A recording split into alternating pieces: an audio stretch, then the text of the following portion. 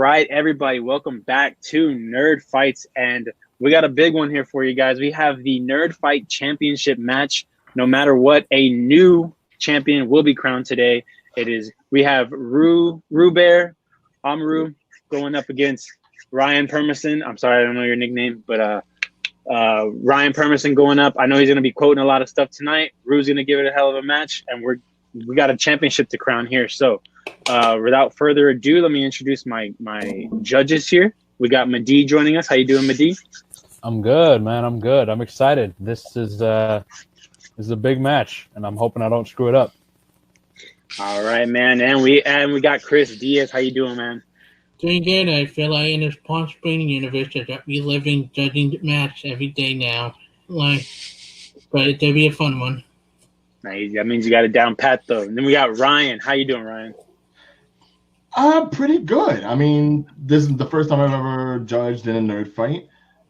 First time I've ever judged for a championship belt win. And, of course, I happen to be judging up against my tag team partner right there in the Reinhardts.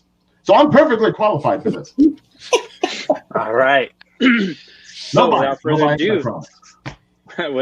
ado, let me introduce the combatants here today. We got Bear. How you doing, Rue? I'm good.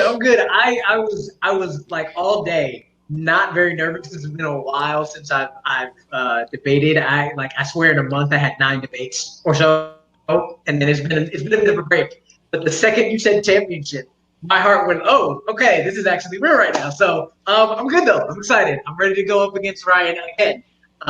So we'll see what happens. All right, and how you doing, Ryan? You ready to do this? Yeah, it's funny. I thought my debating matches / career was going to take a bit of a break because after my last match, and then they moved on to different things. And then I got a call from the powers that be, the commissioner, and he's like, "Hey, title's been vacated. We need some competitors in this thing. You're in." I'm like, "Really?" So I'm going for a belt this time. Wow, that's no pressure on me at all. No, sir. Not a 5 foot nothing, 100-pound nothing. No pressure for me. But this is going to be fun. And, Rue is a good friend. And Rue, you say we're friends outside the ring, but inside the ring, there's one thing that has to happen. There's something out there that we both want, and that's the Nerd Fights belt. Big man. People say you're the man. Well, until you beat me for a second time, I think I'm still the man. You got to beat the quote. And to tell you the truth, Rue, I don't think you can do it, but it's going to be a really good match. It's going to be a lot of fun. And ironic that my tag team partner is on the judges panel. There's no bias here at all. Is there? No, probably not. That never happens in this sport. But I'm too tired to care, man. I'm sleepy. Exactly. But it's going to be a good match. Let's have some fun with it. Let's just entertain the audience while we're at it too, Rue. So let's have fun. All right, guys. And we got a big match. We got 5 rounds ahead of us. I hope you guys strap in. Let's get to it with the first question here in the championship match in the category of Star Wars. And your question is, what is the next phase for the Jedi and Sith? And we're going to go ahead and start with Rue on this one. And as always, kind of how this works, right? You got the 90 seconds opening. We have the 5 minutes of open debate. And then after that, you will have your 60-second closing. However, if you so choose before one round in this match, you can choose to either use the 1 minute extension on your opening or your closing. However, let me know before you start your argument that you want to use it. So, once again, the 1 minute time, 1 minute time limit. Extension, and there's gonna be no speed round, guys. Why we have 5 questions, so it's gonna be 5 rounds to a finish.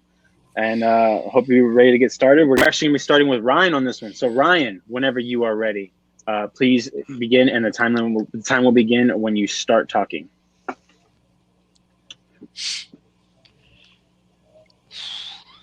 A lot of things have happened recently that have not pleased a lot of Star Wars fans. A lot of the fandom is pretty angry. They're pretty upset. They want to unleash some fury. So let's wipe the slate clean and do something a little bit fresh. You try to make a female character the center of this new sequel trilogy. Some people responded to it well, some people didn't. But you know what? What's better than 1 female lead character? 2 female lead characters. So that's what you're going to do. This is how it's going to work. You start from scratch. You have a new character. You have this female character, but this story takes place hundreds of years, 200 years after the events of Rise of Skywalker. So all the stuff that's happened, it's been long enough. Everything's cleaned up. Everyone can do their own thing. This new character, the first character, it's a young lady. Her name is Lana. She is young. She's 12 years old. She goes through a very tragic situation in her life. She loses one of her best friends during a shootout in a cantina, which was done by a couple of bounty hunters. She's upset about it. She's angry. And then the second character, she's on the other side of the galaxy. Her name is Kendra. She's also 12 years old. She lives on a planet that's mostly cities, but on the outskirts, there's some, there's not much out there. So she goes out exploring. She wants to see what's beyond her, her village, the place where she lives, near the city or other parts of the planet. She goes into a cave. She finds some relics, that lead to some old texts of the Jedi. And then in Lana's case, she is furious, so she grows up a little bit. A few years later, she sneaks into a cantina. She talks to a bounty hunter. They tell her the location of where a potential location of an old Sith temple is, and she goes, darn it. I'll get to it more in the debate. Thanks for the end time. Sorry, guys. All right. Rue, your 90 seconds will begin as soon as you start talking. Can you let me know the 10-second countdown? Absolutely. That was on me. I'm sorry about that one. Oh, good.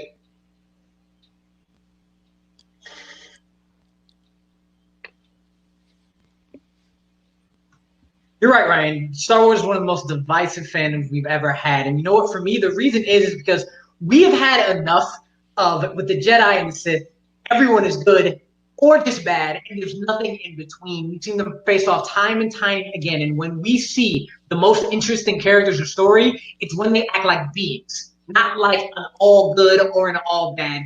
The Force capabilities are interesting, but we got to start seeing people that aren't just one side or another. The light side and dark side are the ones designating their personalities. We need to get rid of that. So what we need to do, we need to get riveting tales from ambiguity, from uncertainty and conflict and dealing with the unknown. And the way you do that is you start the next phase. The Jedi and the Sith have to team up to fight a bigger threat in the unknown regions. You'll start to get stories of how beings from different philosophies must find a way to compromise, some compassion, some coexistence within each other to get to the same goal. That's how you grow the Jedi and the Sith. That's how you don't get the same just one-dimensional type of characters having to clone the same person again and again and again, feeling like the new trilogy is the same as the old trilogy. Get that conflict, get that dynamic, and not only will that help movies, but it'll help TV, it'll help books, it'll help games. It will allow for a multitude of things for the next phase of the Jedi and Sith. And that's time. All right. Now, let me go ahead and get the timers ready for the open debate. Here we go. And 5 minutes on the clock, guys. As soon as one of you start talking, the time will begin whenever you guys start talking.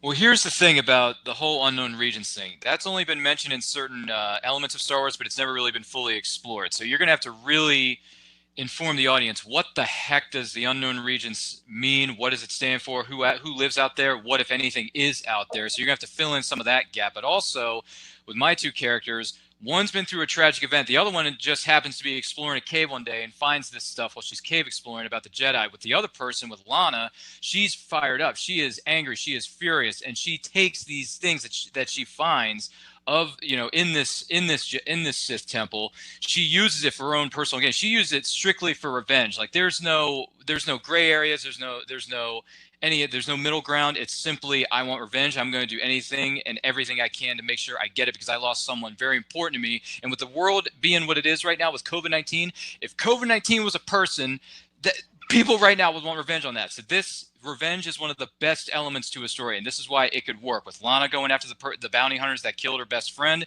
and then Kendra, she finds out about the Jedi, and then when she starts learning that stuff, and she starts honing her crafts, honing her skills, she doesn't have a Jedi or anyone to guide her. She has to learn it. Both of these women have to learn it on their own. They have to learn it on their own.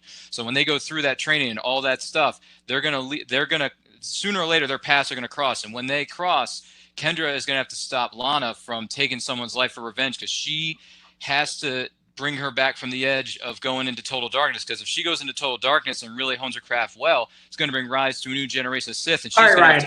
Okay. That's a very great rundown. And you know what? That is something I'm going to want to see. But here's my question. Your scope is limited. where are you going after this first movie you just presented? Because that's one story. And you know what? I like your pitch so much that I feel like that is one story that can go into the next phase that I am talking about. The unknown regions, yes, they are unknown. That's exactly what they were supposed to be. You know what was unknown at the beginning of Star Wars? Star Wars. Nobody knew what that was. Nobody knew about the galaxies. The next phase means you have to explain things. And going into this, looking at the Jedi and the Sith going together, you can focus on the compromises they need to make and start looking into the unknown regions.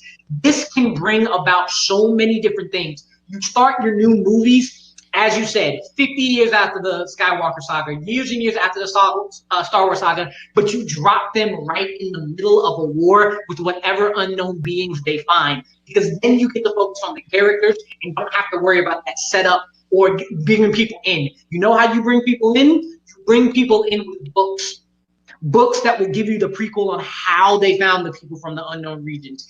Then you give your two characters, you use TV shows to focus on characters who are dealing with the war. And you end up everything, you want to play in this war, right? You got your video games. Everything needs to focus on the vastness of how the Jedi and Sith must focus and work together to go through differing philosophies. Because just having one story or having just good and bad leads to repetition. But when you have that conflict, there are so many different ways you can move with it. And that's when it's so, that ambiguity is when it becomes interesting.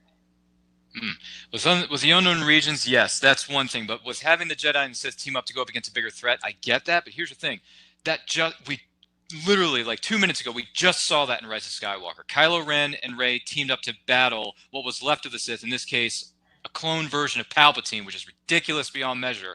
But it happened, folks. We saw Jedi and Sith for the first time ever in Star Wars history team up. They teamed up in Last Jedi in the Praetorian Guard scene, and they team up again to take down Palpatine at the end of Rise of Skywalker. So we've already seen bits and pieces of your story that you're pitching here already. With this being revenge, people love revenge movies because those characters act out stuff that maybe in their mind they want to act out, but they don't. With a movie, if you do it like this with Lana and Kendra, it's going to work. And as far as who you're going to get to play these roles, whoever plays the 12-year-old versions of these characters, that's fine. But when it comes to the adult versions, when they come head-to-head and eventually have to go into a battle against each other, you get Bailey Madison and you get Mackenzie Foy to play Lana and Kendra. That's who you get. You get two young, up-and-coming actresses. Give them a chance to really shine, and they can do it in a Star Wars film like 30 this. 30 seconds, guys.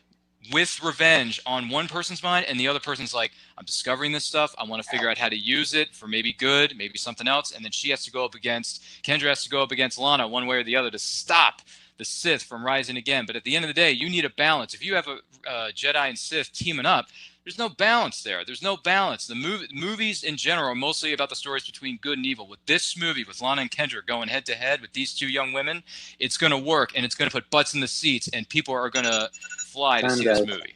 That's time. That's time. All right. Now, time for the closing arguments.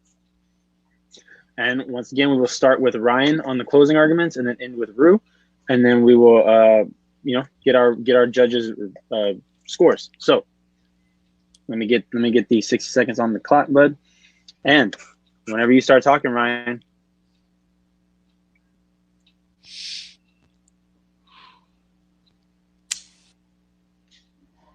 Star Wars needs to move on, and it needs to move on to something else by introducing new characters, maybe some new environments, but nothing motivates certain characters more than that hunger for revenge. If you lose somebody, whether it's a best friend or a parent, a sibling, even your wife or your husband, it doesn't matter.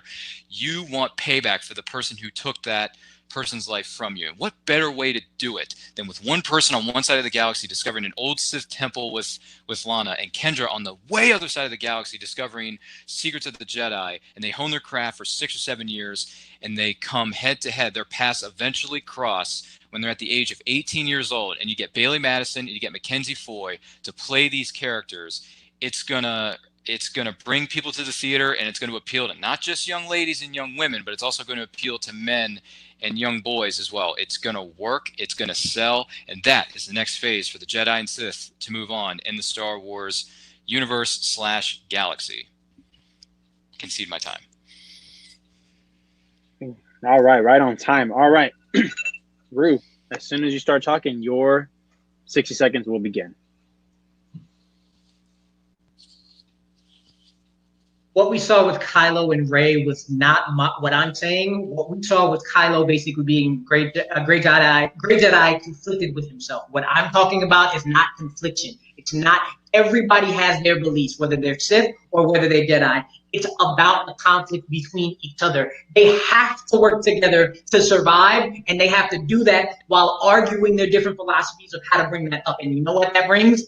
That brings balance. That brings balance and compromise between each other. And you know what you can have in that? You can have a revenge plot in a TV show. You can have a war plot in a movie. You can have an adventure plot in a game. You can have the prequel books set up everything. Have it all go into the phase of when do the Jedi and the Sith, and pure Jedi and pure Sith conflicting with each other, trying to figure out a pure goal. We have not seen that before. We've seen it in people. We haven't seen two conflicting philosophies going the same way.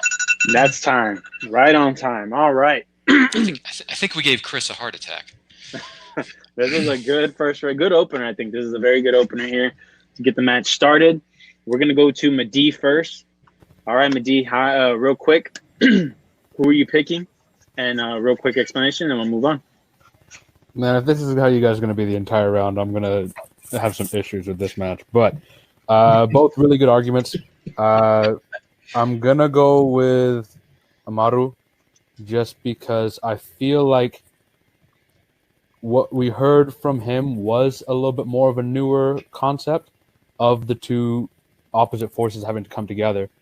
And, you know, it's kind of poetic that we kind of need that right now in our world anyways. So I went with Amaru on that just because I felt like it was a more needed story, and he sold me on that. Whereas Ryan, he kind of included yours in his, and I was like, well, if it's going to come in anyways, then it's kind of, you know, it works on that. Also, Ryan, credit, you named your characters after two of my favorite adult film stars, so I'll give you points for that too.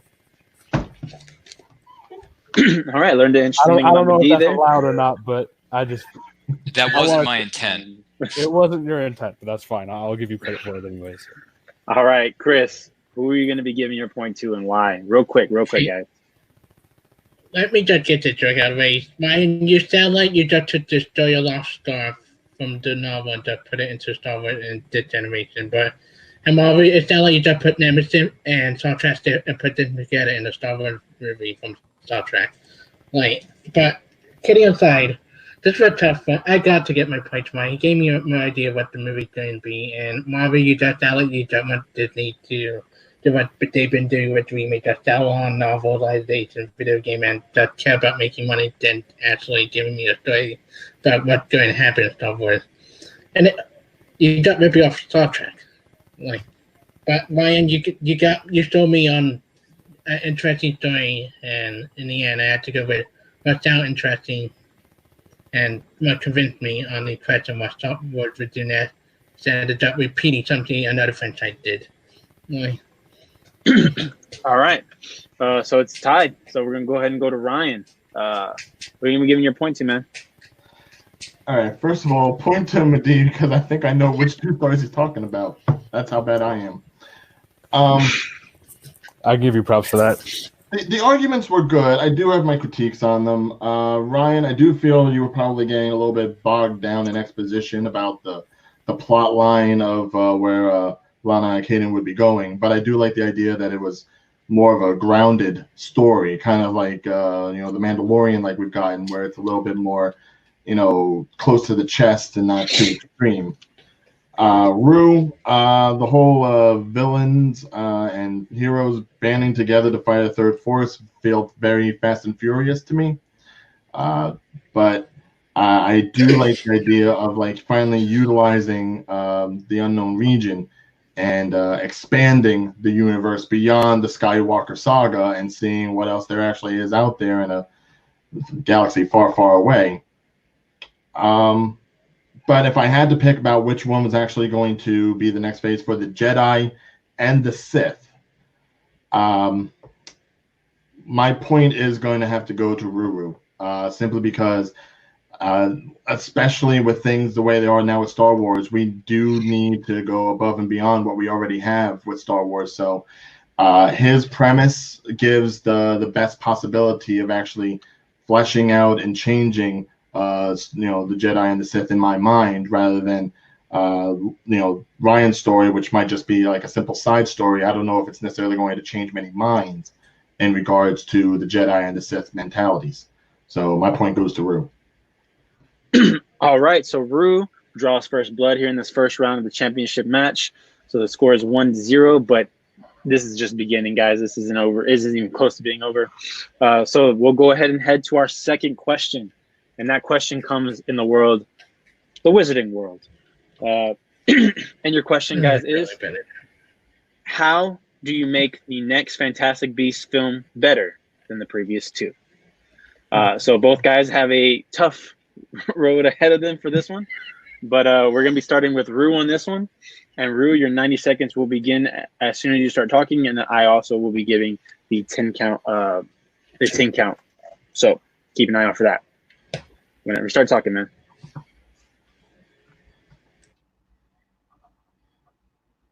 Truth be told, Fantastic Beasts has great characters and a great premise. The problem is it tries to overstuff a plot and detail like it's a book and not like a movie. Rowling is an author who's trying to write screenplays and she gets too bogged down, but she has proven that she has a great hold on the lore, the characters, and dynamic relationships between humans and creatures alike. So the first thing you need to do, you need to get the screenwriting out of her hands and give it back to Steve Klovetz to allow him to take her lore and then make it into a movie. And luckily we've seen a change in a series in Harry Potter already in the third movie, with the best movie in Harry Potter, where they changed from children's movies to the third book, Prisoner of Azkaban, sending it on its way. And we can do that with this third movie, where you follow the same structure that the Prisoner of Azkaban followed. You're gonna see a shift in how it looks. You're gonna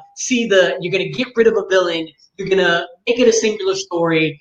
There's a lot of things you can do that follows the same type of structure the Prisoner of Azkaban did to make sure you don't bog down everything in so many details that the people who follow the story are like, okay, let's get to something else, and the people who don't know the story are like, what is all this information? I don't know. But when you follow those two steps, you'll see Fantastic Beasts can go where it needs to go. All right, and that's time. Right on time. Nice job. Next, we have Ryan, man. As soon as you start talking, your 90 seconds will begin.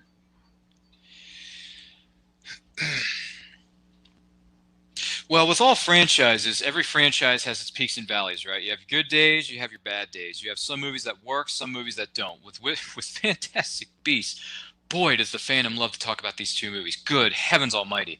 But here's the thing. The best thing about having a blank canvas is that you can make it your own and you can paint whatever you want on it, right? So here's what you do. Quite simple, really. You just reboot the whole gosh darn thing. You start all over again. You have it take place hundreds and hundreds and hundreds of years, long before Harry Potter is ever even a thought in anyone's mind, or any of the other characters from the Harry Potter franchise or the Fantastic Beasts franchise, for that matter, or even a thought. It doesn't have any connection to any of the events or characters from the other films. You have it. Here's the thing. You have it be the story of how magic and wizardry all started. Not with the characters, but how those elements came into being. How did magic and wizardry start? Who started it, or what started it, and what led them to go into war against each other that made them become bitter enemies, or maybe made some people become allies, or some people not become allies. That's how you do it. In that case, I will concede the rest of my time. All right. So, once again, guys, 5 minutes on the clock. Open debate. Round start. The clock starts as soon as one of you start talking. All right, so this is how you mirror Prisoner of Azkaban. I already said it shifted the tone of the series. This can shift the direction of Fantastic Beasts. Prisoner of Azkaban is the only movie without Voldemort in it. So this is where we take Credence and Grindelwald and get them the hell out of here. We need to reestablish the connection of the main four. And the way we do that is we do what they did with Sirius, where you have a singular villain that has a periphery connection to Voldemort, but makes you deal with the main characters and their connections. Do that by having the main four trying to get Queenie back. Trying to get Queenie back from wherever she's dealing with, but she's not dealing directly with Grindelwald anymore. She's dealing with another antagonist who has a vendetta against the magical creatures. So you can bring the magical creatures into Fantastic Beasts. Keep it back to Fantastic Beasts. Keep it straight, a singular story with the four of them, and then move forward back to your main big bad. That will help the series because, Ryan, what you're doing, you're not fixing Fantastic Beasts. You're starting something new. The question is fix Fantastic Beasts, not scrap everything. So scrapping everything doesn't help you in this instance. Well, some people like these films, some people don't. So what, if you want to get everyone back on board, it's better to just get up, dust yourself off, and try again. Just don't worry about anything that's happened already in the first two films. Just start all over again. Bring in new characters, bring in new actors, bring in new screenwriters if you want to, because some people may or may not be able to write a screenplay to save their own skin anyway. So bring in a whole new team, bring in people who may be familiar with the HP franchise and want to put their own spin on it. And if the fans like it, great. And if they don't, hey, at least the people who made the movie can at least say they tried, and have it take place years before anything else happened, so you can find out, how did witchcraft and wizardry, how did it really start? Some people are fascinated by certain origin stories, and this is why I think it would work in this particular case. Find out how these elements started. Find out how these magical creatures came into being. Do something like that if you want to bring some of the Fantastic Beasts fans, or what little there may or may not be are, bring them into the fold. And if it works, great. If it doesn't, hey, at least they can say they tried. Just find out how these people who are masters of magic and wizardry, how exactly did they start in their craft, and how did they start to become enemies? What led them to split and go different ways? That would be a good story. With your stuff, you're already bringing in certain elements or bringing in elements of certain characters that already exist in previous Harry Potter films that people can just watch on Blu-ray if they want to. That's because those characters in Fantastic Beasts actually have some good aspects to them, and that's how you fix it. You focus on those characters. You're talking about starting over again. You're going to run into the same problem they had with the first two movies. It puts you back in the same predicament. You got to bring more exposition in it. Those who are uninitiated are going to say, "Wait a second, so you just quit? It's not worth trying to do this again." Those of us in the wizarding community who love everything are going to say, "Yo, fam, what happened to the Fantastic Beasts? You can't take key figures from Fantastic Beasts who already have lore in Harry Potter. You can't take them out of the equation because they're so integral to everything." And you said if it doesn't work well, at least they tried. Shouldn't they say that for Fantastic Beasts? At least they tried. You can't just restart over with the same thing when you already have a foundation in place. You can course correct that foundation with the established stuff, and you have not only the team with the screenwriter, the foundational writer who knows the lore, and J.K. Rowling, and the structure that already said that the third movie can get you on your way. You got everything there. J.K. Rowling should just stop writing screenplays. Because with that, and the Cursed Child, we already know she's not good at. Sorry, I couldn't help it laugh. It's good commentary. But anyway, yeah, no, some of those elements you brought up, yeah, sure. Maybe they'll work, maybe not. But you know what? The second film of Fantastic Beasts left such a horrendously bad taste in everybody's mouth. People refer to it as a dumpster fire. People would rather watch paint dry than watch another Fantastic Beasts movie. That's why it's best to just, hey, you know what? We screwed up on the first two. We're going to wipe the slate clean, do something a little different, bring in different elements. And hey, if we do need to bring in exposition, we just won't make the exposition as long as maybe Rue over here may be thinking. You can put the exposition in the opening credits like they did in The Incredible Hulk in 2008. Yes, I know that may not be the best example, but it's the best one I can come up with at short notice. I'm just telling you that, Jack. So that it could work as a reboot, man. People have rebooted stuff before and it's worked out great. When people continue after a bad second film, look what happened to Smokey and the Bandit. Smokey and the Bandit 2 was not very good, but then they continued on with the third because you're like, you know what? We can improve on this. We can make a threequel. And guess what? The third one came out and it was garbage. Time. That is time, guys. Great round. So let me set the clock one more time, guys. You have 1 minute, Brew, when you start talking to finish your closing.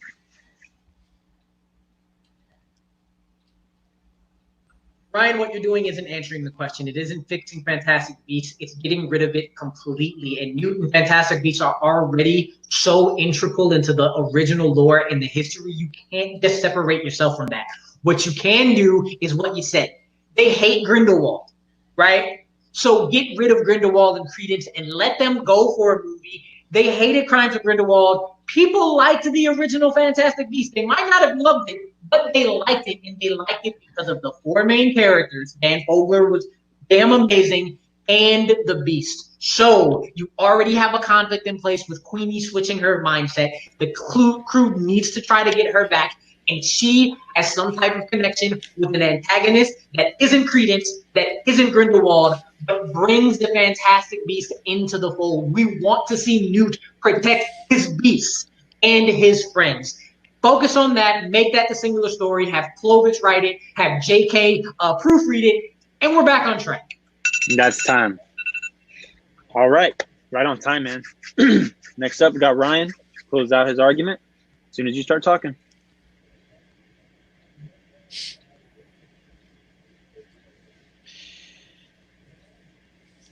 You can do all you want when it comes to Fantastic Beasts and and you can continue the franchise with a 3rd film, but it's probably not going to work out because the 2nd one is considered by almost every single person who saw it to be a dumpster fire. So what do?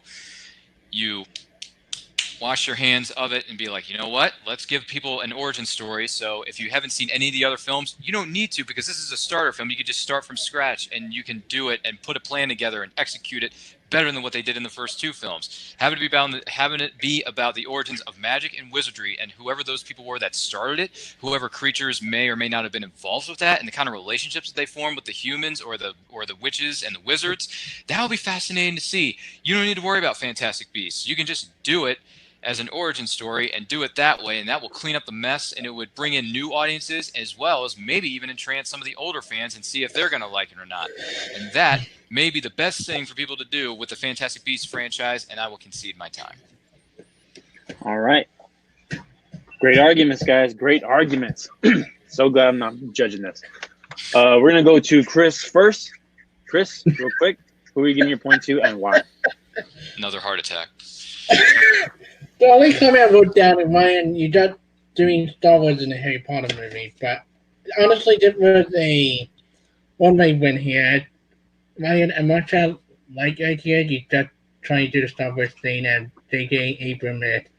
And Amaru gave me a story, but I don't entirely agree with the idea to do more stuff to add to it. Amaru gave me an idea of what they can do to bring back what I love about the first Fantastic Beasts movie back into the fold. And Ryan, I would just like wanting to scream, but yeah, it was a good fight, but Amaru won me from beginning to end. All right, gonna move on to Ryan. Ryan, who are you giving your point to and why? Okay, this one was a little bit harder, just because both ideas seem very out there and far-fetched. Comparing the 2 of them, the idea of just rebooting everything and starting from scratch, it's certainly something that would probably be a little damaging to the fans of the Fantastic Beasts franchise, yes. However many of them there are at this point. But the thing about Rue's argument that hurt him was the idea of course correction. It's something like that. After we've had the 2 movies, and it's considerably, Crimes of Grindelwald was definitely darker than Fantastic Beasts and Where to Find Them. So to course correct even from there, it sounded a lot like a Star Wars sort of thing, how they course corrected after Last Jedi. So what I think had the better argument and had the better possibility of actually helping the franchise, it would have to be Ryan. I have to go with him simply because, yes, by doing a bit of an origin story, and maybe you could even title it the Fantastic Beasts and Where They Came From. You know, you can really go ahead and like give people a break from the franchise as we've seen it. Let them give time, maybe even do some recastings if necessary, but do it in enough time and then still play off on the franchise itself. Keep it fresh, add some extra elements. There's more to work with there than simply changing the writer and bringing in 1 or 2 more characters. So my point's going for Ryan. All right, Medine, you're going to be the tiebreaker here. Great. Just what I like to hear. Can I hear the question's wording one more time? So the question is, how do you make the next Fantastic Beasts film better than the previous 2? Fucking hell. Okay, I haven't seen the most recent one, the one that I think Johnny Depp is in. You don't want to. I heard that's why I avoided it. So I don't really know what happened in that movie. So a lot of what you guys were saying was going right over my head. To give you full disclosure, but I feel like I was more intrigued by the story that Ryan was putting out of the history of it, rather than seeing a further. Because even in the first movie, for me myself, I didn't really enjoy it. I thought parts of it were okay, but it was like it felt like it was just trying to cash grab on the Harry Potter stuff, but it wasn't doing as well. And then the second one was worse. So for me, having something that's completely different and not related to what was going on already, I thought was a better idea.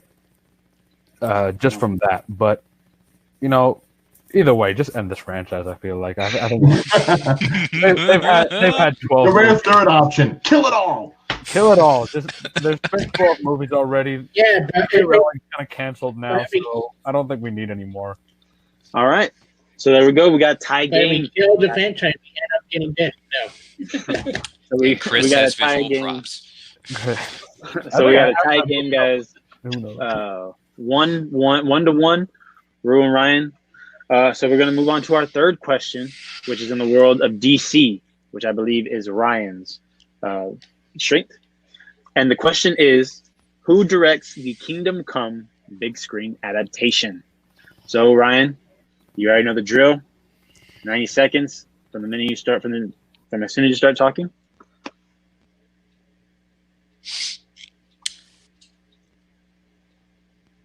When I first got into comic books and graphic novels a few years ago, one of the first things I read that people had told me I should read was Kingdom Come. And I read Kingdom Come, and it's fair to say my jaw was on the floor because of how great this graphic novel was. If you're going to adapt this thing into the big screen, it's a massive, massive, massive undertaking. And there's not too many people who can do it. You need to find a director and a creative team that have a background, whether it's working on comic book movies or directing comic book movies, right? So you got to bring in the best of the best. This film will make them better. Top Gun reference there, folks. You got to bring in James Mangold to direct this thing, and you bring in Taylor Sheridan of Wind River, Hell or High Water, and Sicario to write this thing. That's how you're going to sell it. That's how you're going to bring this adaptation to the big screen, and you're going to do it right, and you're going to do it well. These two men have so much experience writing great movies with great characters, well-written characters, written great scenes. They know how to do it. James Mangold knows how to direct the heck out of a comic movie. Have you seen Logan lately, ladies and gentlemen? It's kind of a big deal, and it got nominated and got some Oscar buzz at the Oscars. I'm just saying. So James Mangold direct it, Taylor Sheridan to write it, and what do you get? You get a great adaptation of Kingdom Come, and I'll go a little bit more in depth with it during the main course of this argument. For the rest, I will concede my time. Fantastic. And wouldn't be a Ryan match without a reference somewhere. All right. Rue, as soon as you start talking, your 90 seconds will begin. I'm going to use my extra minute here. Okay. Oh, snap. You got it. So we got 2 minutes and 30 seconds for you, Rue, as soon as you start talking.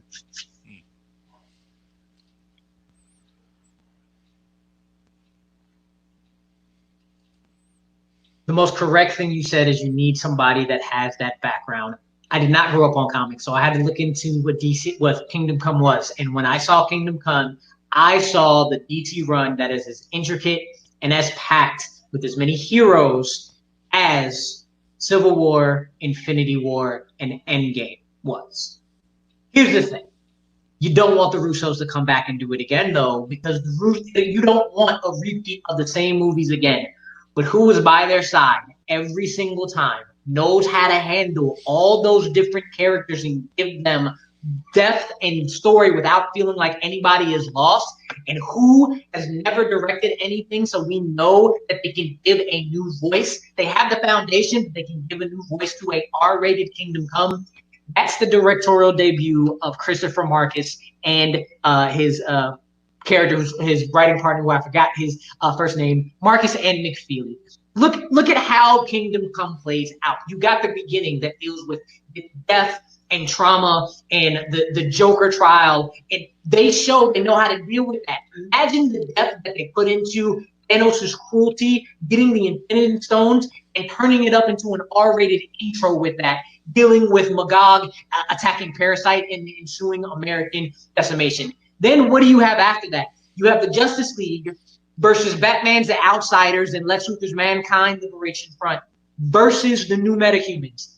Marcus and McFeely handled that with Civil War with Cap and Tony, and they showed that they can take a big task, but then they also showed that they can focus it down to individual characters or a group of characters within that big task. They focused it on Cap, Tony, and Bucky in Civil War. Death Like Kingdom Come needs to focus on Batman, Superman, Lex Luthor, and Wonder Woman with a little bit of Billy Batson in there. It shows also Infinity War and Civil War also shows they can handle the government aspect. And towards the end of this run, the government comes in with nuclear missiles after the war at the Gulag, which is basically the raft in Infinity War. And the aftermath of that, Superman being really mad at the UN for what they did. Marcus and McFeely showed they can handle every single aspect of what Kingdom Come is. That's time. All right. This is going to be a big one, guys. I'm excited for this one. So as soon as one of you start talking, your 5 minutes will begin. You know, you bring up Marcus and McFeely from Marvel, right? They've done a lot of great things in their career thus far. The Russo brothers have done a lot of great things for Marvel in their years, you know, whether it's the Cap films or otherwise. But here's the thing. Endgame, Infinity War, those films, yes, you can throw Logan in there too. But Marcus and McFeely and the Russos, those names have been shoved down everybody's throats for like 4 or 5 years. James Mangold hasn't been in too many headlines. All everyone sees is Russo this, Marcus and McFeely that, Marcus and McFeely this, Marcus and McFeely that. James Mangold directed Logan. Yes, there weren't as many characters in that film as there would be in Kingdom Come, but he can direct scenes with characters, those small moments, whether it's with 3 or 5 characters, and then when the big scenes come up, I have every confidence in the world that James Mangold can direct the heck out of it and Taylor Sheridan can write the heck out of it. They know how to put together great pieces of cinema. I mean, James Mangold knows how to direct period pieces because he did it with 3:10 to Yuma. He did it with Walk the Line. He did it with Ford v. Ferrari just recently. He did it with Girl Interrupted, which got Angelina Jolie a freaking Oscar for that. And Taylor Sheridan, he wrote a few films, and then all of a sudden he directs his film like 3 films into his career with Wind River. How did it do? May not have won $1 billion, but it's a heck of a great film that's gotten great accolades from critics, great word of mouth from the fans. They absolutely love these two gentlemen, so who better than direct a big tentpole movie like this than Mangold and Taylor Sheridan? They know how to direct the genre. They know how to bring in emotions and the drama that a serious story like this can require, and also bring in the levity when it's absolutely necessary. With James Mangold directing and Taylor Sheridan's writing, it's razor sharp, and it can work for an adaptation of this size. Here's the thing with Sheridan and Mangold. They are amazing directors, but their wheelhouse is they're not directing comic book movies. They're directing character studies that happen to be comic book movies. Logan is a Western. The story allows for him to direct the hell out of that because it is a story about a man and his daughter. It is not the depth and the outlandish just epicness you need for one of the biggest, most jam-packed the character arcs you've seen in a comic book movie. They know how to do the small pieces with maybe 1 to 3 characters. They have not proven that they can do anything big with this many characters. The closest thing we got to something comic booky when you have more characters coming in is the last third of the Wolverine. And we all know how that went. So look at it this way. The Russos brothers have been shoved down our throats. But outside of us, not many people know Marcus McFeely. They don't know that Marcus and McFeely knows how to handle every single aspect of this, make it intricate, weave it around. And for any movie, if you don't have a story, you don't have a movie. And they know how to make a story. And with their brand new eye that the Russos don't have, it will not be a carbon copy. All you got to do is break it down to 3 movies. Movie 1 will be the replacement of the old guard of Justice League and bringing in those new metahumans all the way up until the attack on Parasite. ending with the reforming of the Justice League. Movie 2 will be the big fight. It will be the Justice League versus Outsiders versus the Gulag, ending with the death of Captain Marvel and the metahumans because the government wants to do some dumb crap and blow nukes at them. And the last one is the ensuing aftermath, where Superman is pissed off. He wants to blow down everything because the UN decided to nuke all of those metahumans, and then the following reconciliation afterwards. Nobody has shown that they can handle that, but also give depth like Marcus and McFeely. And imagine what they can do when the Ranger let go from PG-13 to R. You know they can do this, and we need somebody that can give us confidence with it. Mangold and Sheridan, we know they can do character studies. We know they can do the small things, but can they handle everything else, all the spectacle that is expected with this comic book story alongside that character depth?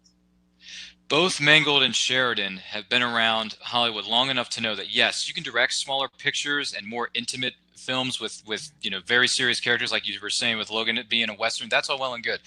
Just because they've done smaller films with not as big a cast as Kingdom Come would be doesn't mean they can't do it. They can most certainly do it. They can direct the big moments with as many characters as they want. If they want to make this thing more than one movie, they can have at it. Mangold directed 2 films within the Wolverine franchise. Sure, the third act of the Wolverine, may not have been as good, but that wasn't Mangold's fault. That was the studio's fault for not giving Mangold enough creative freedom.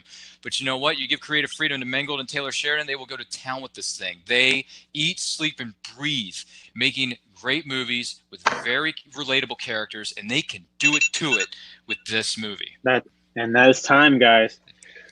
2 interesting pitches, guys. I'm excited to hear how this goes down. So we will start with with Ryan here. As soon as you start talking, your 1-minute closing will begin.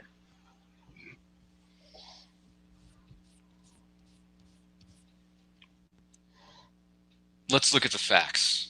James Mangold directed Logan, 3:10 to Yuma, Walk the Line, Ford v Ferrari, Girl Interrupted, among others. Taylor Sheridan has written Hell or High Water, Wind River, Sicario, among others. The guy knows how to write, and he directed Wind River when he only had just a few films of writing under his belt, and he killed it. He killed it big time. You bring in Kingdom Come, and you want this to be a great film with spectacle, but also very, serious moments with wonderful, incredible, and legendary characters, and you want to bring them to the big screen and do it the right way. There is no better creative team that can do it right here, right now, than James Mangold Taylor Sheridan. They know how to direct period pieces. They know how to develop great relationships with other characters and develop those relationships with the audience. They know comic books. They know how comic movie fans are. They know how to direct the genre. They know how to bring in the emotions and the drama in a serious story like this and bring in levity when they absolutely have to. This will work for Kingdom Come. That's time. All right, Rue. As soon as you start talking, your closing will begin.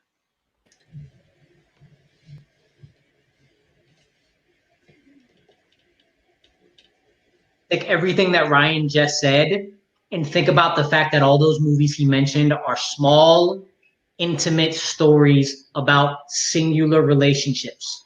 Take everything Ryan just said about levity, about big moments, about seriousness, about drama, about period pieces like Captain America, the First Avenger, and who has proven that they can already do it and do it at an extremely high level? The Russo brothers and Marcus and McFeely. But we don't want to see the Russo brothers again. We've seen them. We've never seen Marcus and McFeely at the helm with their own vision because they're different people. They have proven they know what they're doing. They have proven they can handle everything that Kingdom Come throws at you. And it is their turn to handle something because they have the receipts of everything Kingdom Come is. Mangold has the receipts of everything one small aspect of Kingdom Come is. All right. And there it is, guys. All right. We're going to go ahead and go to Ryan first to get his opinion on who he gives his points to. Go ahead, Ryan. This was a lot trickier simply because as far as directors and writers, may not necessarily be overly familiar as a common person listening to this. So I have to base it simply on what each person brought in the argument. Rue, I do like the idea of someone who's experienced that kind of bombastic film and being given a shot on something like that. Although a film of that caliber is definitely a risk to go ahead and put into somebody for their directorial debut, regardless of the experience they have. Ryan, Mangold and Sheridan, they've done some good things. There's also been a couple of bad, Mangold movies too. Night and Day, for one, that just always picks out of my mind. And yes, Amaru was right in regards that Mangold's usually more attributed to like the one-on-one personality and arguments. But I would venture to say that Kingdom Come is more than just the bombastic, overly superhero-filled roles. There's plenty of stuff in it, like when Clark's on the farm and everything. You've got those intimate moments that could be worked on. So it's just simply stating that one's got the pedigree and one would be a really big risk regardless. I've got to go to Ryan. Okay, Ryan gets Ryan's point. We're gonna go ahead and move on to Mehdi. Mehdi, what are you thinking, man? I'm in the same boat as Ryan. I really think that with something as phenomenal as Kingdom Come, you need the people who have made movies before and have that experience of working on something like this. And had Marcus and McFeely already done a movie or two, I might have gone towards Amaru at this point. But with a story like this, you can't. I wouldn't have put it in the hands of someone who's making their debut. And Ryan just gave me too many reasons of how Sheridan and Mangold have made so many different types of movies. Even if they are smaller type of movies, they're still like able to craft a brilliant story and tell that story in their way. Whereas with Amaru's choice, it was more about them just writing the story and not about how they would direct it. It would be a new voice for sure, but not necessarily sure I would trust the voice on the debut for Kingdom Come. All right, so Ryan takes the lead on that one, man. Chris, you're saved. You don't got to be the tiebreaker this time. You're welcome, Chris. So we're gonna go ahead and move on. I would say this. What? My point when I got to Ryan Realm and also, I'm surprised Ryan didn't bring up the last time we gave a directing debut to a director who made a comic book movie, one of the first movie of last year, Simon Kinberg, when he did Dark Phoenix. There you go. All right. Oh God, I forgot about that. That's too dirty to be thrown around here, man. Come on. This is nerd fights. This isn't shit fights. Yeah, Alan's not here. This isn't supposed to be. Usually, Alan has the dark questions. Alan's not here. We're not gonna have the dark stuff here. But we're gonna move on to the next question, guys. I was feeling good about myself until just then, Chris. All right, guys. We're gonna move on to the next question, and that's in the world of Pixar. So we're gonna lighten it up a little bit, I guess, in your opinion. And the question is, should Pixar make the jump to mixing live action within their animation, i.e. the Lego movie? So we're going to start with Rue on this one. Rue, as soon as you start talking, your 90 seconds will begin.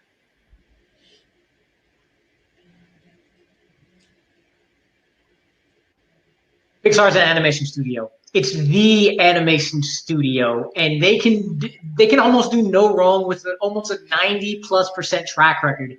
And they prove they can do whatever they want.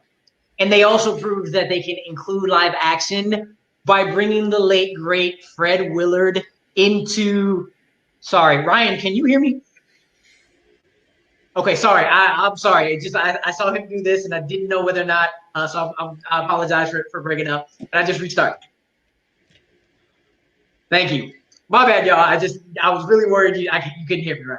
So I'm gonna start that over. Thanks, y'all. Appreciate it. Alec, you ready?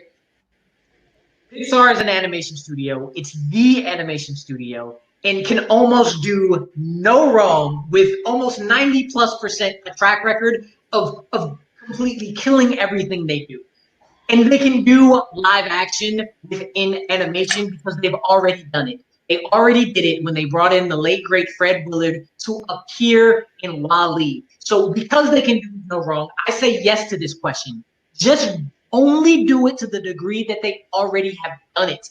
And you can do that twofold by making sure you keep it limited to that, but integrate it into the connectedness that Pixar has shown. If you haven't looked into the Pixar theory, it basically says that Boo is ultimately the witch with Brave, and she's the one bringing the Easter eggs everywhere, like the wood carving Sully and Brave, Flick's tree, and Up.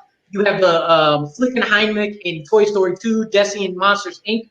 But that biggest connection is room A113. And room A113 is going to go with Fred Willard and Soul and move it on to the future. That's time. I like it. I like the Pixar theory coming in there. All right, Ryan. As soon as you start talking, your 90-second opening will begin. You know, there's a saying in life. It's a very old saying. It's been around for, I don't know, a couple hundred years. If the wheel's not broken, why fix it, right? Why fix something that's not broken? So my point is, should they jump to, mixing live action with their animation? Heck no. Pixar films have been animated pretty much since day one. That's what's been working for them. That's what brings them the big bucks. That's what brings them the big paychecks. They have a formula, and it works, people. It works, and it's been working since day one. So we've seen what happens when studios try to incorporate, live action mixing in with their animation. Has anyone seen a Smurfs movie? Has anyone seen an Alvin and the Chipmunks movie? Yeah. And they're garbage. They are terrible. They are horrible. And it's like watching a lot of dumpster fires all in a row. It's terrible. It's deplorable. It's garbage. So Pixar, do yourself a favor. Don't change it. Don't fix something that's not broken. That is what's going to happen here. That's what should happen here with Pixar. Pixar has a formula that works. Stick to it. I will concede the rest of my time because I want to spare anybody any more embarrassment about Alvin and the Chipmunks and the Smurfs. They're terrible. Okay, Ryan concedes the rest of his time. So as soon as somebody starts talking, we'll be getting the 5-minute argument. Have at it, guys.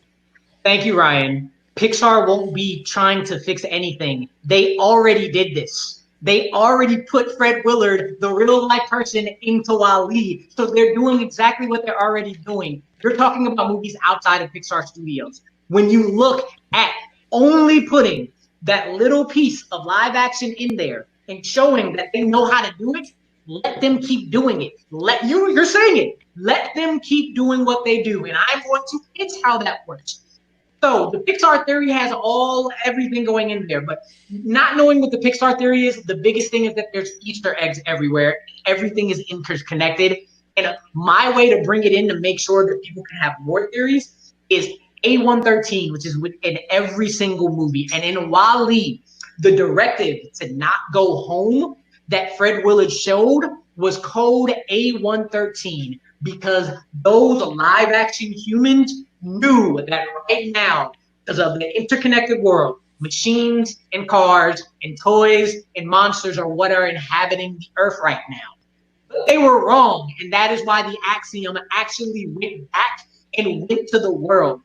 They're going to basically be beings from out that are overlooking everything. They're all knowing, and that's why it worked in WALL-E. That's why you had live action Fred Willard, but the humans were also animated. What's the next movie that's going to be like that? What's the next movie that's going to take you to a world that's not in Earth, but some other outer realm world? It's Soul.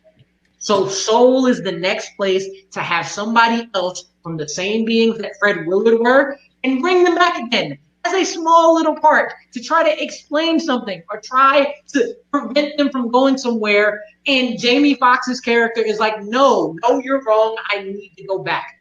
Pixar's proven it. Pixar's shown it. It's not fixing anything that ain't broken because they proved they know how to do this.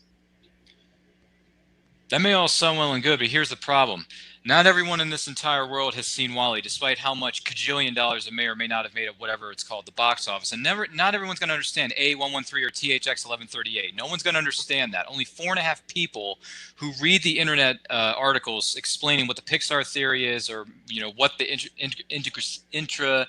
intricacies are, or whatever the common thread may be. Only 4.5 people in the world know what that is. The common folk, which are known as most moviegoers, go into a Pixar film to see an animated film that's that's going to bring their families together, tug on their heartstrings, entertain them for about 90 to 100 minutes, maybe 2 hours if Pixar wants to stretch it. They've probably done it already. That's fine. And that's what people want. They want to have a good time in the theater, not having to worry about, oh, is A133.5264895 going to show up in this movie, or do I have to keep a closer eye on this? No, they don't want to do that. They want to enjoy the movie because it's a movie that's animated from a studio that has a wonderful reputation and wants to keep their legions of fans coming back to the theater. How do you do it? You keep doing what you're doing, man. Just make an animated film focusing on animated characters. Don't worry about the live action stuff. Don't worry about all that other intricacies or putting in special little threads that may or may not tie everything together. We're here to see a movie, and we're here to be entertained. We're here to see a movie that tugs on our heartstrings, make us cry tears at the end, maybe. But the formula works, pal. It works. What you're saying, you're going to have to get every single moviegoer educated on what the Pixar theory is and what THX or A11333.556.458 is. Not everyone's going to get it, pal. Facts. You don't need to. You don't need to treat it. You don't need to teach anybody. You don't need to focus on that because all the way up until now, unless you went looking for it, you don't know about this theory. You don't know about A113. They put those in there for themselves, and people like us go looking for it. You are still doing the exact same thing Pixar's already done. All of this is in there. A113 is in there. Fred Willard is in there. The connectedness is in there. It's all in there, but it's in there for them and people like us to go looking for it. They're still going to focus on animation. They're still going to focus on the stories. They're still going to focus on the tears. But they're going to still continue to put the little Easter eggs in there because they know how to do it. And the best place to do their live action thing again is Soul. It's no change. It's no introductions. They didn't introduce it to us at WALL-E. You said not many people saw WALL-E. Those who did, I think it's one of the best Pixar movies to ever do it. So all of this talk about you bringing stuff in and having to educate people, they haven't done it till then, up until now. They won't have to do it up anywhere in the future because they already do it. Keep working. Don't, if it ain't broke, don't fix it. Don't fix not using live action because they know how to do it. Pixar has a formula that works, and they should stick to the animated formula because we see what happens when other studios try to do it. It ends up being crap. So that's what's going to end up happening. Time. And that's time, guys. Whew. All right, man. We're going to go ahead and start with Rue on this one. Your 1 minute closing. As soon as you start talking, good sir, your time will begin. This is a very hard question to answer because it's kind of a yes or no question. And you think, when you have a yes or no question, you think you got to go all the way yes or all the way no. But when it comes to Pixar, Pixar knows what they're doing. And let's be very, very, very clear. The answer is yes because the answer was already yes. They know their limit. They know where to take it. And they know they can only do it to the point where they know how to do it. They have the formula. They have the formula how to make their animation great for all the regular moviegoers. They have the formulas that they know for people like us who want to go looking. Keep doing that. The answer, if there's a little bit of live action in there, the answer is yes. They've already shown that live action in there. So you keep doing what they're already doing. You have another way to continue your interconnectedness in something you have already done. So basically, everything Ryan is saying is what I am saying. He's just saying absolutely 0%. I'm saying put the live action in there that's already there. Time. Okay, Ryan, as soon as you start talking, your 1 minute closing will begin.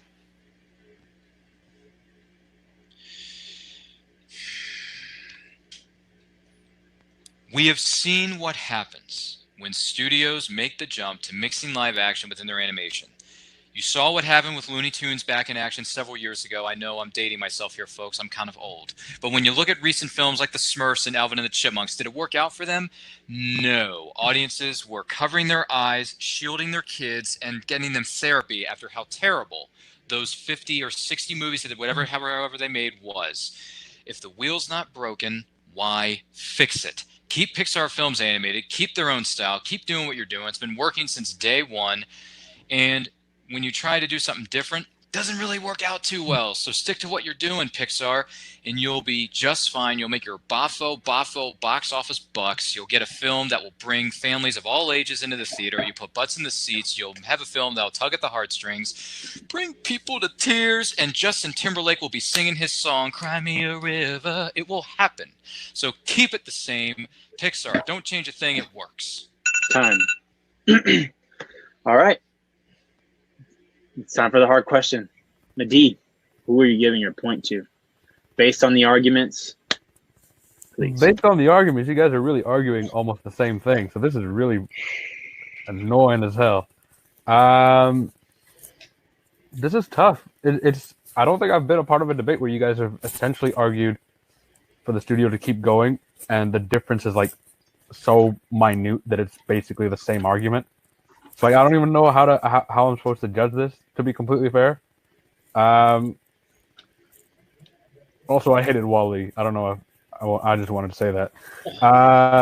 Same here. I mean, I guess Amaru, because you acknowledge that they have added live action in a very minute amount, like with the Fred Willard, I guess cameo or role in Wall-E. But I don't know. I don't really know how I'm supposed to judge this argument. Like, because you guys are both really. It's like, should Pixar do live action? No, they should do what they're doing. And then the other guy agrees with you, but you're still arguing about it. This is messed up. But yeah, I guess Amaru acknowledged that they had like that tiny bit of live action, so I'm going with him. But I don't really know how else I would differentiate on what you guys did. I'm hoping I'm not the only one who sees this. Like, I can't be the only guy who's like, you guys argued for the same point somehow against each other. Like, this is almost like a one-sided argument. I don't know what else to say. Like, well, we're gonna go ahead and see what Chris has to say. Chris, let's go. I will reiterate what I said in the beginning. I feel like in the Sponsor-Brainy universe, this is just the same argument. That this is.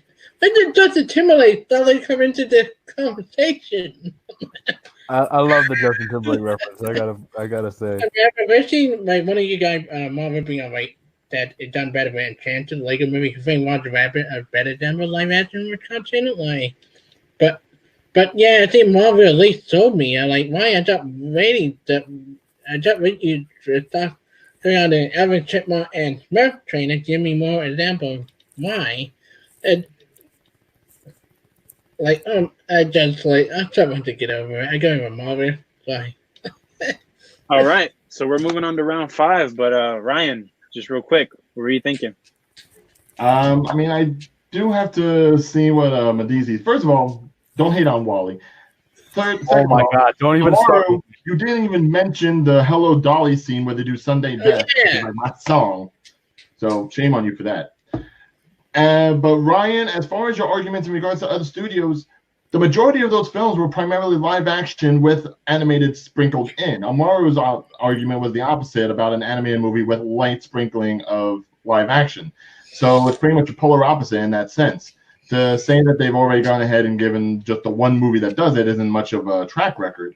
But I would like to imagine that if they did do it, they would do it as they've been doing it. Not so much like the other ones who have failed, but were also the opposite of what Pixar does. So for that alone, yeah, you guys were pretty much arguing the same thing, but Rude's proof stood more true. Okay, well, as everyone would have won in a championship match, we're moving on to the final round, the deciding round, and that is in the category of independent comics. Oh. So both men were asked to answer this question. Well, more of a statement. Pitch and cast the Kirkman Invincible comic TV series to Amazon Prime. So everybody put on your executive hats. I just got to and we're gonna have my question. Holy shit! We're gonna have Rue and Ryan answer these questions. Starting with Ryan. Give me 1 second. All right, man. 90 seconds. Not to forget to mention, you also still have your extension available. So as soon as you start talking, your 90 seconds will begin.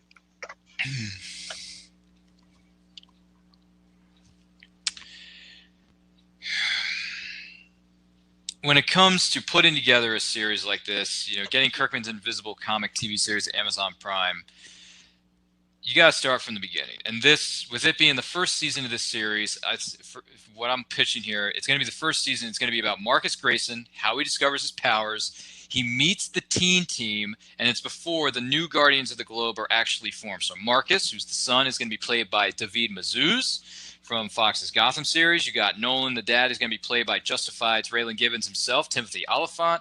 And then you got Deborah Grayson, the mother in this case, is going to be played by the legendary, incredible actress who played April O'Neil for a generation of kids, and then she grew up and became a great character on Person of Interest and a great character known as Abby Griffin on CW's The 100. And I'm talking about Paige freaking Turco, son. Yes, bring her back, give her more stuff to do, because she is an excellent actress and deserves more credit than she gets. So that is what the first season would be like when it comes to a Kirkman Invincible series. But for the rest of it, I'll go into it a little bit more so in the debate and the closing arguments. So for right now, I'm going to concede the rest of my time. All right, fantastic. Rue, your 90 seconds will begin as soon as you start talking.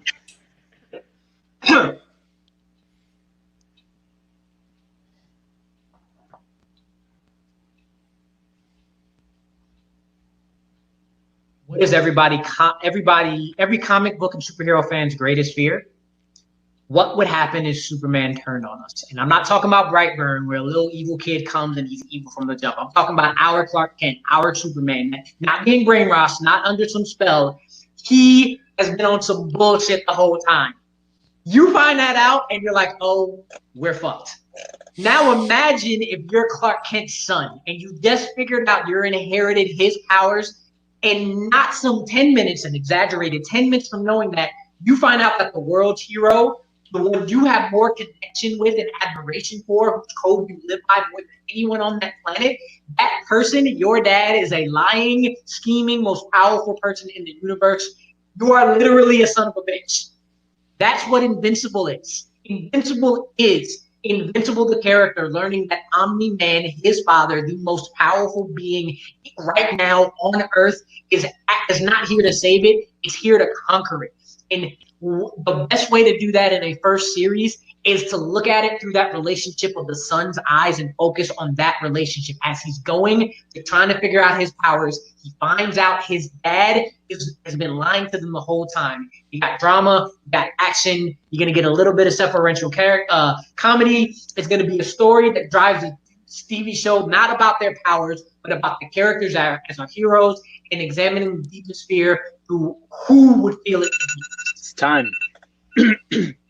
All right. 2 good pitches. Let me get the clock ready. 1 second. All right, guys. 5 minutes is on the clock as soon as one of you start talking.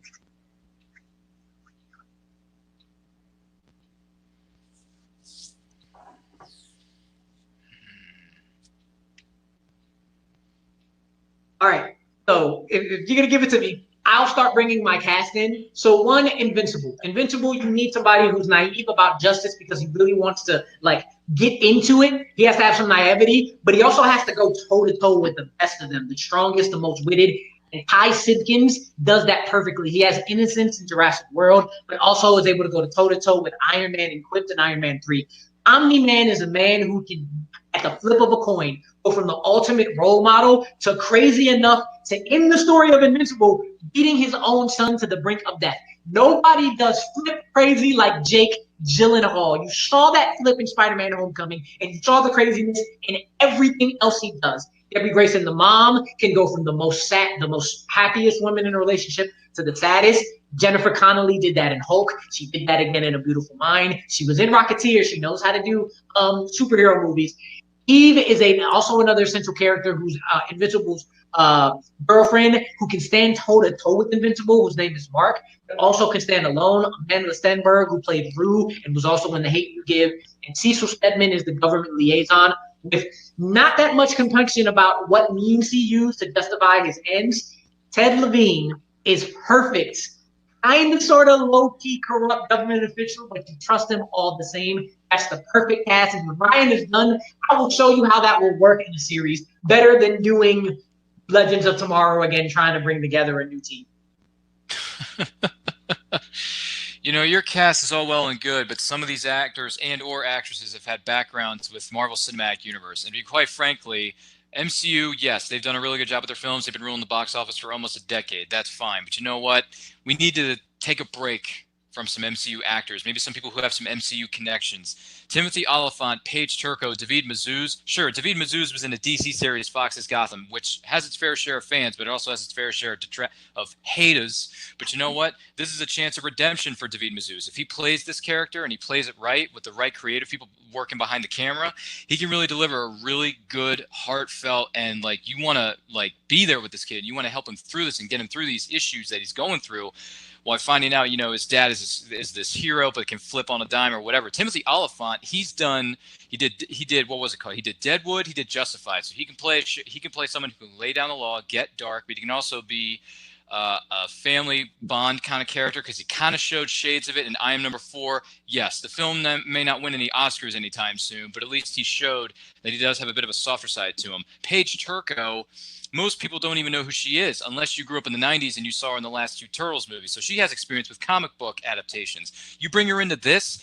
she's going to bring a really good motherly powerhouse performance. These 3 actors really don't have much, if any, connection to the MCU, and it would be good to bring in some different kind of faces who haven't been, may or may not have been shoved down our throats with being in an MCU TV series or an MCU movie. With these 3 actors, they can deliver as playing a family of characters, and also going through their stakes, the first 12 episodes, and then the last episode of the season, 13th, you tee up that there are more superheroes out there, with whether it be in the teen team or before they build up the new edition of the Guardians of the Globe. It would work in this case.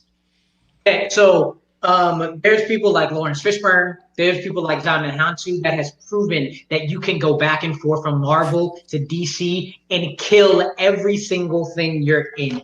Every April O'Neil, whoever it was, April O'Neil saying she has the comic book pedigree. All of my actors have the comic book pedigree. Past that, your story about rebuilding the Guardians is what we've seen again and again, finding new superheroes. That is basically, it's going to land you on the CW. That's what your story is going to do. You want to go to R-rated Amazon, which has The Boys. You want to be able to show Omni-Man almost killing his son. You want to see the death and just all-out gratuitous violence that comes with that. And no more, you don't feel anymore. You don't want to also gross out your people, though. You want heart. You want to feel it. And there's no better way of feeling that in looking through the eyes of a son who has been betrayed by his father. Yes, we might have seen the Superman's Gone Bad saga before, but we have not seen it through the eyes of the one person who loves him more than anything. You can argue it's a wife, you can argue it's a daughter, but a father-son relationship is something of its own. And when you're just getting to know, I'm about to be like my father, I'm about to do all the, oh, I'm a son of a bitch. Because there's referential comedy in there, and then going to the heart of seeing him getting beat to a pulp. Perfect. That's time. Whew. All right, man. Here it goes. Down to the closing arguments, guys. We're going to be starting with Ryan here. Your 1 minute closing. As soon as you start talking, man.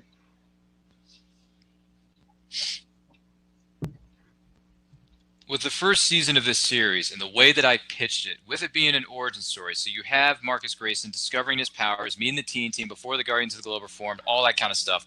You have the cast that I assembled, with David Mazouz, Timothy Oliphant, Paige Turco. The first 12 episodes, maybe, going into that first season, can be about the family relationship, and then you can sprinkle in little teases of what's to come in season 2 with those other characters that are going to be coming from the teen team and the Guardians of the Globe. That is how you do it. Whatever you do with an audience, you always want to leave the audience wanting more, and that's how you end the first season of this series with little clues and little teases of the teen team and the Guardians of the Globe going into season 2. First season is going to be about those 3 characters, about their family drama, the stuff that they're going through, and the character played by David Mazouz, Marcus, what he's going through, discovering what his father can do, discovering that he's about to do or done bad things, and all that kind of stuff. It's going to be not really focused on the action pack of the show, but the human and family drama that'll work in this first season of the series. That's time. All right, beautiful. Let's go. Rue, 1 minute on the clock. As soon as you start talking, man.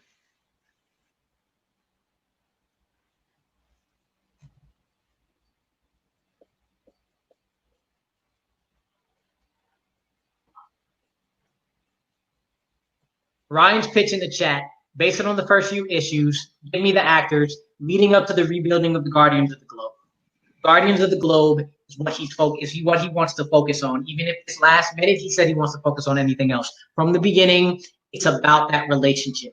It's about taking those 12 seasons, starting the origin, and looking at Ty Simpkins, looking at his father, looking at how, when am I going to get my power? Oh, I got my powers. Going through that, talking with Eve. But here and there, the audience knows that Omni-Man might be crafted because you sprinkle in the little things he does here, sprinkle in some shady things he does there, some more shady things he does with the government officials. And in the last 4 episodes of the season, I talked about it before. I'm going to keep talking about it again because it's an Amazon show.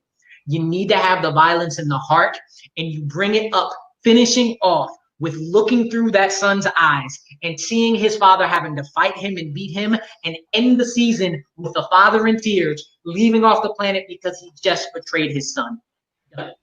That's time. Okay. It's coming down to this, guys. This is the final point to determine the new Nerd Fights champion. And we're going to be going to Chris on this one first. What are you thinking, Chris?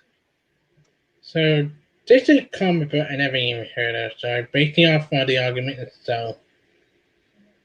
Amaru, you would kind of make me picturing The Boys Season 2, but with different things, but I like your idea a lot. Why in your idea, based it on the argument, I think Amaru paints a better picture, and Amaru just gave me a lot of casting and not a lot of story. Like, Amaru just gave me, like, epicness. Like, the last sentence alone, like, yeah, this is what I want to see. You reel me in. Well, we get my point here. You're good.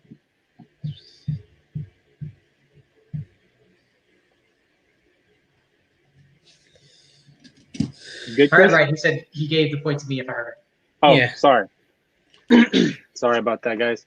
All right, so Rue gets Chris's point. Ryan, what are you thinking, man? All right.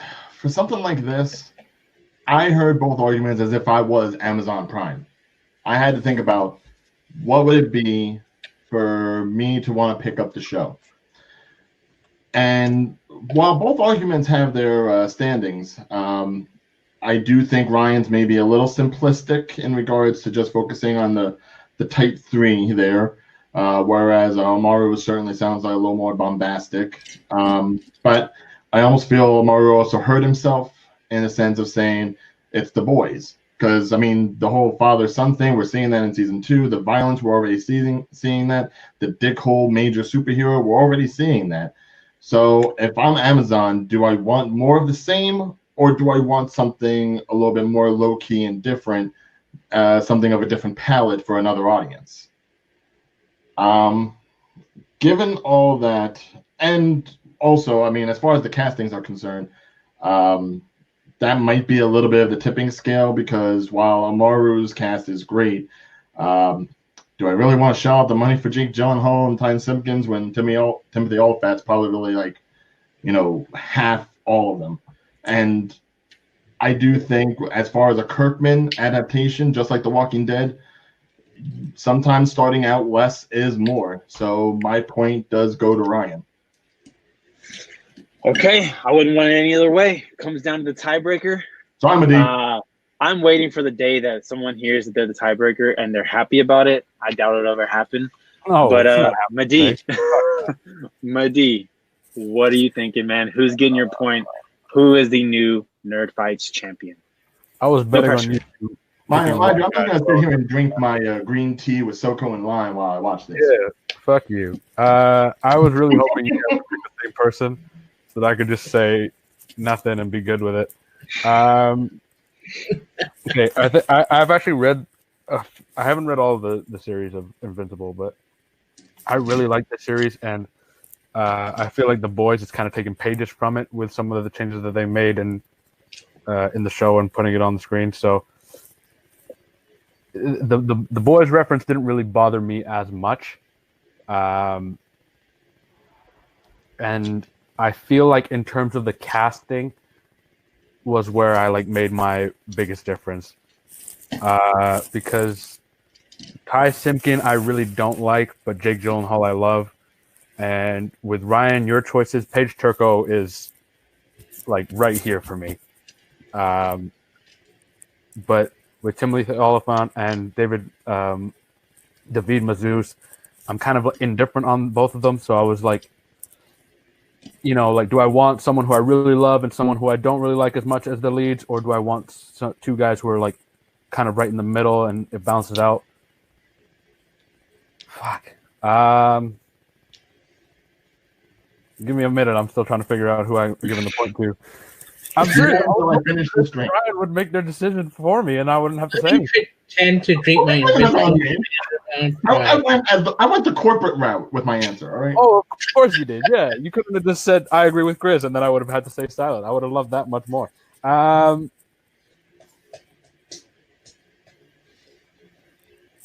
gonna go with Ryan just because I feel like two people in the middle beats out one really great and then one person I'm not much of a fan of, because from what I've seen from Ty Simpkins, it's just I saw him in the Jurassic Park movies, and I think he was in Iron Man 3 or something like that. So I really haven't enjoyed anything he's in, and I haven't thought he was that good.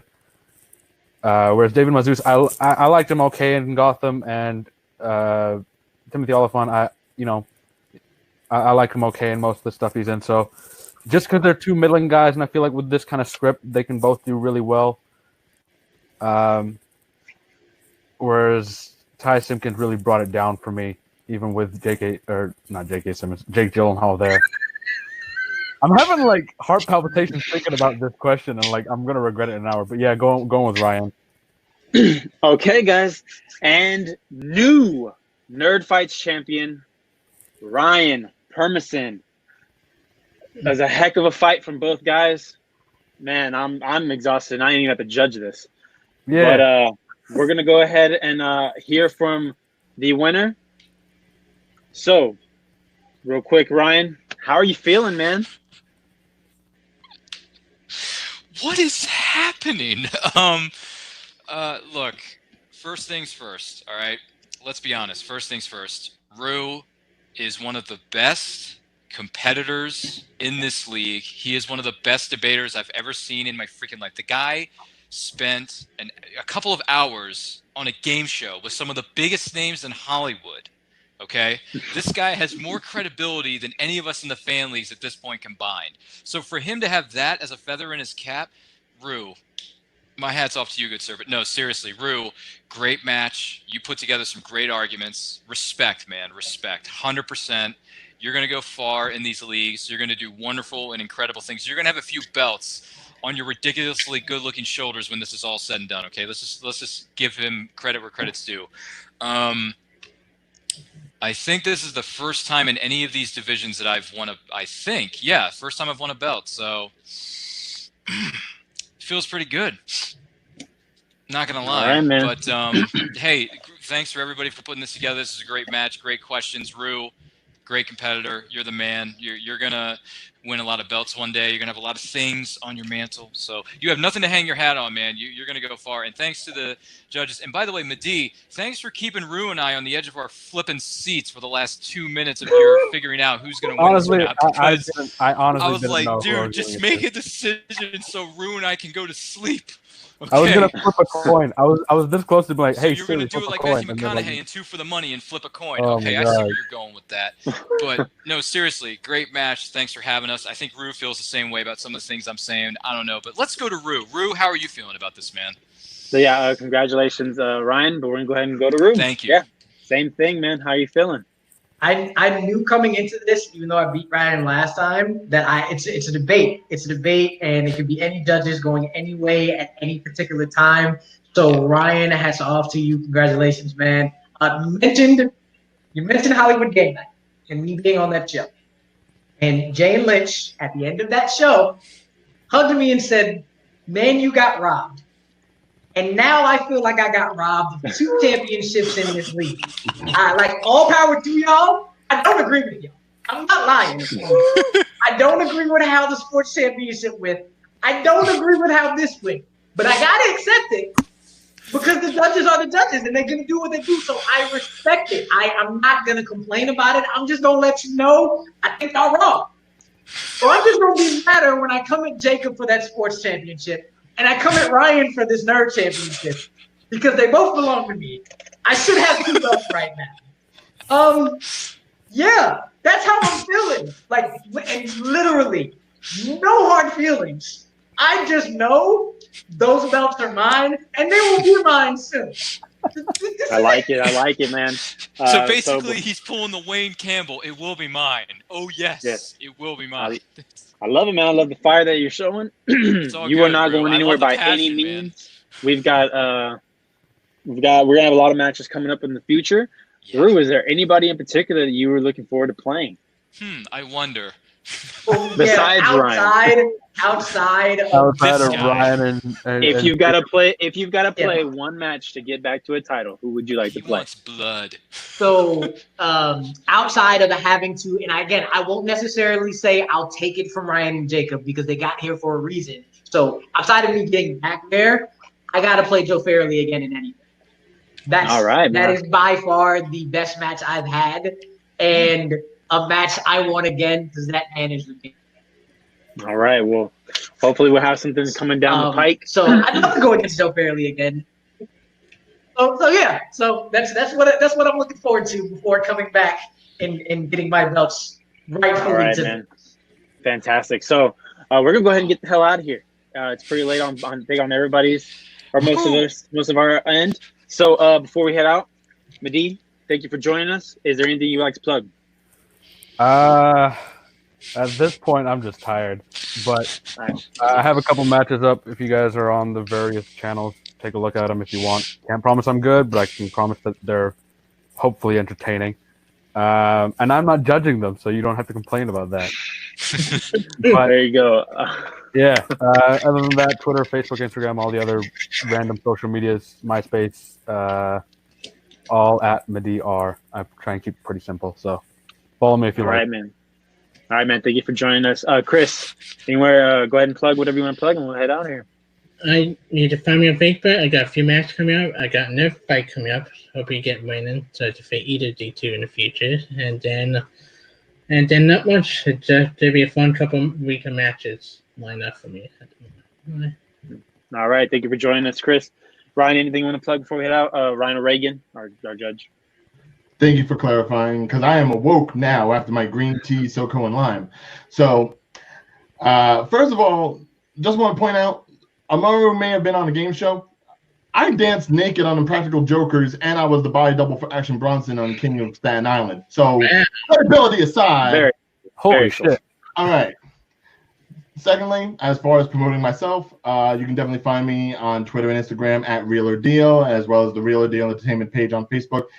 When you're on Facebook, go ahead and check out JT and Big O. That's the podcast I do with my boy JT McGuire. This week's episode, we are talking about Malcolm and Marie, the film that no one knew existed until a month ago.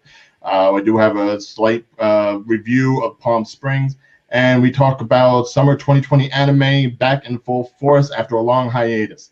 So go ahead, check everything out. All right, man. Thank you for joining us as our judges. And then, Rue, go ahead and plug what you want to plug, man. So Ryan and Chris were on there yesterday. Mehdi tried to get in. It was really close, but Yuri reviews. I have not done any actual movie reviews in a while because I'm doing a lot of stuff. And it gets tired to actually do movie reviews when there aren't movie reviews coming out. But one gotta stay is every Monday. Chris and Ryan were wonderful on there yesterday. Mehdi will be on there soon. Alec and Regan. Anytime you want to go on, send me a list or send me that you want to get on. I'll be posting a video about what the 4 choices are on Thursday, the current polls from last week's episode, for Monday's episode, about fantasy franchises. You got to pick one out of X-Men universe, Wizarding World universe, Middle-earth, and Star Wars. Pick one to stay while the rest of them you don't have access to anymore. Ever. The polls are up on my Instagram, reviews on my Facebook, my name, reviews, all that. See y'all around. All right, man. Thank you for joining us. Ryan, go ahead, plug it, man. Yeah, my heart is beating like 100 miles an hour right now because of what just transpired in this ring. There's a lot of blood, sweat, and tears that have been left in that ring. But with that being said, find me on Twitter and Instagram at RyanRPM5. Check out my podcast. It's called The Nerdcast. I review movies past and what little there may be of the present because, COVID-19. Find us on Anchor, Google, Spotify, wherever you download your podcast, find us there. Check out our YouTube channel. It's called Nerd Culture on Facebook, Twitter, and Instagram at It's Nerd Culture. We got a lot of stuff going on up on the channel right now. We got new stuff coming your way very soon, so make sure you like, comment, subscribe, do all that stuff, and thanks for joining us on this incredible matchup where my heart is going to be beating 100 miles per minute for the next 72 hours. So thanks for all the stress that Mehdi put us through. And I may be the champ now. I'm probably going to lose the belt in less than 2 weeks because Rue's probably going to get it. But we'll see. But thanks to everybody. It's good to be the champion. It's good to be the king. Thanks for having us. All right. Thank you, guys. And I'm the commissioner, co-commissioner with Alan. Alan couldn't be here, but next time he will be here for sure. You can catch me on my podcast, my UFC podcast that I do with one of my friends. It's called the ANS podcast on YouTube. Sometime this week, we'll be breaking down Calvin Kattar versus Dan Ige, which is happening tomorrow night, which is going to be a great featherweight fight. And check me out here. I'll be back pretty soon. And hopefully, Ryan, maybe I can come for you. I don't know. But thank you for joining us here on Nerd Fights. As always, we had a great time. Hey, that's how it goes. All right, guys. We'll be heading out right now. Peace out, guys.